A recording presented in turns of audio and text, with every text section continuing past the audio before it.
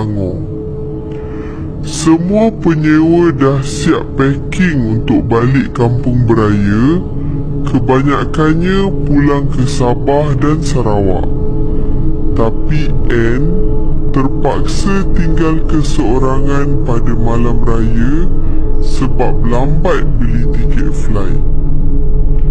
Petang tu Ann tertidur mati di dalam biliknya sampai terlepas waktu berbuka puasa. Dia terjaga pada pukul 10 malam. Rumah dah gelap dan sunyi sepi. Cuma ada sekeping nota dari rakan sebiliknya. "Aku balik dulu. Hati-hati stay sorang. Rumah ni keras sikit. Haha." Ann tergelak sini membaca nota tu. Dia bangun dan turun ke tingkat bawah nak cari makanan. Lampu ruang tamu tertutup